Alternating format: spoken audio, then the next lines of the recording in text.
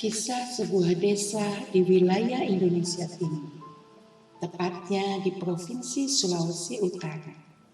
Suatu pagi hari, terlihat suasana desa yang begitu indah. Tampak matahari terbit dengan cahaya kuningnya, menyinari gunung, sawah, ladang, kebun, tak terkecuali sungai pun ikut tersinari. Warga sekitar desa pun tengah sibuk dan asik mengerjakan pekerjaan sehari-harinya. Ada yang bersawah, berladang, mengembala, mencari kayu bakar, dan lain sebagainya.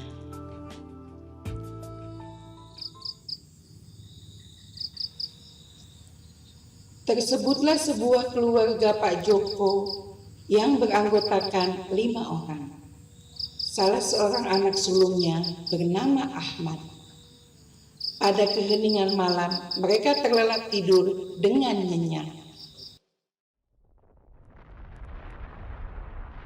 Tiba-tiba, tepatnya pukul 20.30 waktu Indonesia Barat, terjadi gempa bumi yang dahsyat. Gunung meletus, menyemburkan api dan bebatuan, mengakibatkan longsor pada bukitnya. Tanah longsoran bukit menimpa sungai dan beberapa rumah di desa itu, sehingga sungai meluapkan airnya ke komplek desa itu dan mengakibatkan banjir. Tampak air menggenangi rumah-rumah warga di sekitar sungai. Pak Joko panik, berusaha membangunkan anggota keluarganya yang sedang tertidur nyenyak. Ahmad, anak sulungnya, terbangun terlebih dahulu. Kemudian dia membangunkan adiknya untuk segera bangun.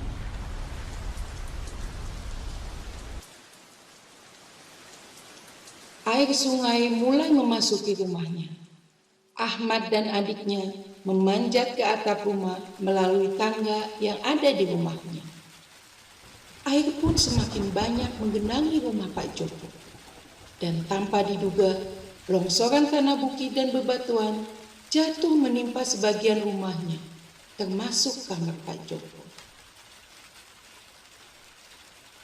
Pak Joko, istri, dan anak bungsunya terkena reruntuhan dan wafat seketika itu juga. Sedangkan Ahmad dan adiknya berhasil selamat dikarenakan memanjat genting sebagian rumahnya yang tidak terkena longsoran.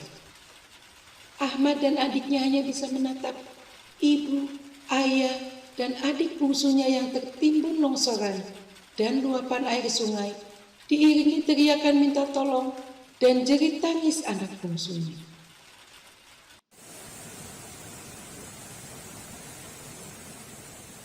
Tepat tengah malam, sekitar pukul 12.30 waktu Indonesia Barat, letusan gunung pun tidak terdengar lagi. Luapan air sungai mulai surut. Tampak kondisi desa tersebut menjadi berantakan keadaannya. Rumah-rumah banyak yang hancur, tertimpa longsoran, tanah bukit, dan pepohonan tumbang. Luapan air sungai masuk ke rumah-rumah penduduk desa.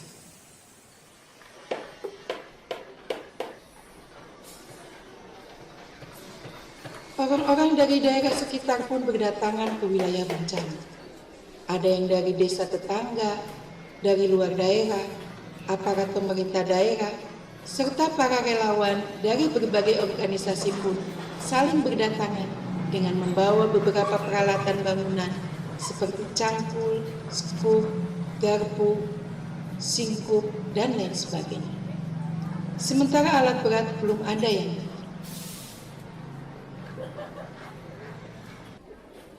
Ahmad dan adiknya pun dapat tertolong.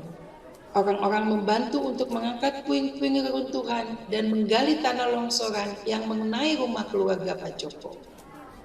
Ayah, ibu, dan adiknya pun berhasil dievakuasi dari reruntuhan tanah dan bangunan, serta dibawa ke tenda Palang Merah Indonesia untuk dilakukan pemeriksaan. Namun hasil pemeriksaan, ketiganya dinyatakan wafat, tak tertolong lagi.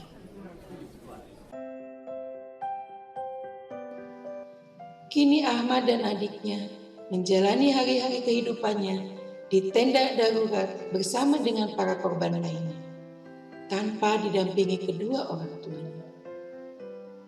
Setiap hari, Ahmad tampak sering melamun, tidak tahu apa yang dipikirkannya.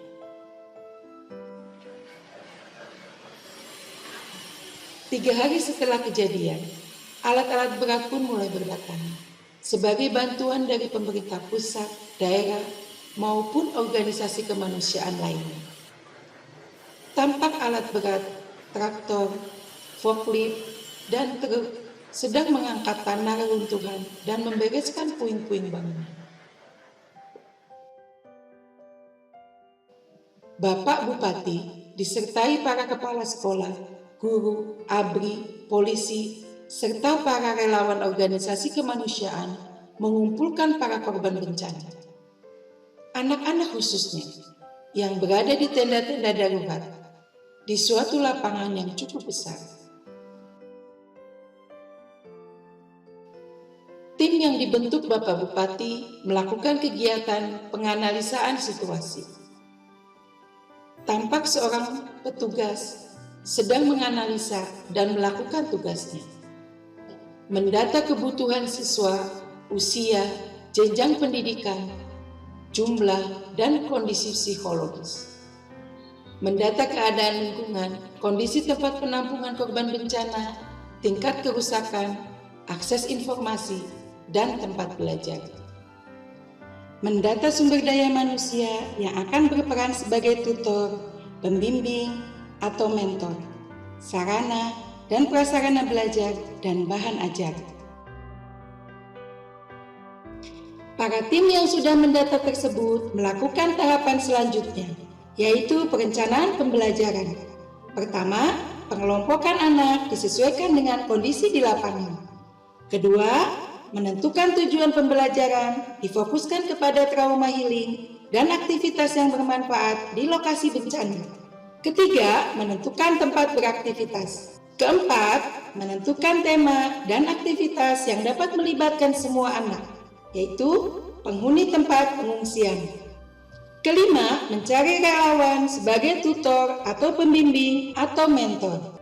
Keenam, menentukan strategi pembelajaran, yaitu metode, aktivitas, bahan ajar, dan penilaian. Pelaksanaan pembelajaran. Pertama, pembelajaran dilaksanakan secara menyenangkan. Kedua, pembelajaran melibatkan semua siswa secara aktif berbasis aktivitas, tentunya yang relevan dengan kondisi darurat. Ketiga, pembelajaran menggunakan berbagai sumber belajar yang ada di lokasi. Keempat, pembelajaran dapat dilaksanakan dalam kelompok kecil, menengah, dan besar, baik homogen maupun heterogen. Pada gambar A, menggambarkan anak-anak kelompok kecil homogen kelas 6 SD sedang belajar di tenda darurat. Gambar B menggambarkan anak-anak kelompok kecil heterogen SD sedang belajar permainan. Gambar C menggambarkan anak-anak kelompok kecil homogen SMP sedang belajar di ruangan RW yang sudah dibersihkan. Gambar D menggambarkan anak-anak kelompok kecil homogen TK sedang belajar di bawah pohon. Ahmad usianya sekitar 12 tahunan, masih SD, masuk kelompok yang kondisi psikologisnya yang cukup berat, sehingga masuk pada kelompok heterogen sedang. Tempatnya di suatu ruang terbuka hijau di bawah pohon yang dimentori oleh seorang relawan khusus. Tampak beliau bersama beberapa orang dalam kelompok sedang, duduk melingkar dengan 2 orang tutor di bawah pohon rindang. Tahap akhir adalah penilaian. Pertama, mengukur ketercapaian tujuan pembelajaran.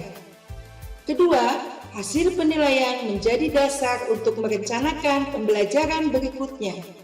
Pada gambar, tampak seorang tutor yang sedang memberikan penilaian kepada Ahmad, yang sedang menyapu sampah dan memasukkannya kepada tong sampah.